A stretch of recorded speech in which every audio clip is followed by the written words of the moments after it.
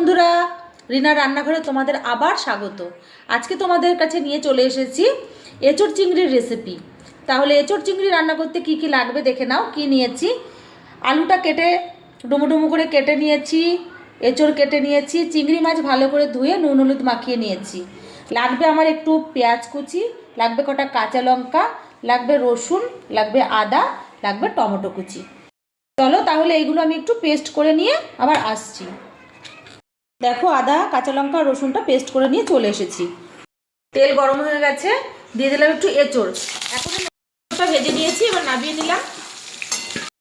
আলুগুলোকে ভেজে নিচ্ছি, ওটাও ভেজে নিয়েছি, এবার তুলে নেব। এবার চিংড়ি মাছগুলো ভেজে তুলে নেব। চিংড়ি মাছগুলো ভাজা হয়ে গেছে, ওগুলো তুলে নিলাম। এবার ওই তেলে দিয়ে দেবো গোটা গরম মশলা ফোড়ন, তারপরে দিয়ে দেবো কুচনো পেঁয়াজ।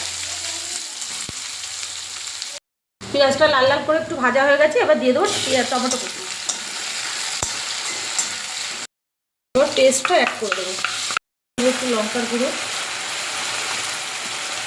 দিয়ে দেবো, একটু হলুদ গুঁড়ো,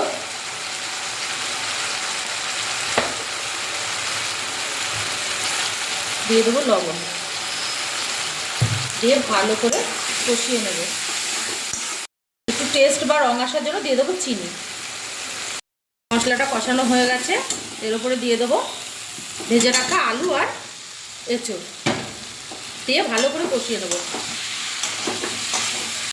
এরপর দিয়ে দেবো ভেজে রাখা চিংড়ি মাছ। সব একসাথে ভালো করে কষানো হয়ে গেছে, আর আমি পাশে বসিয়ে দিয়েছিলাম একটু গরম জল। গরম জলটা দিয়ে দেবো এবার।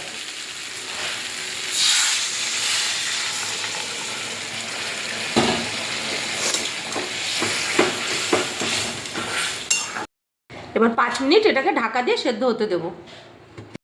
5 মিনিট হয়ে গেছে, ঝোলটাও শুকিয়ে গেছে। এবার একটু নামানোর আগে গরম মশলা দিয়ে গামাখা গামাখা করে নামিয়ে নিলে রেডি আজকের রেসিপি এঁচোড় চিংড়ি।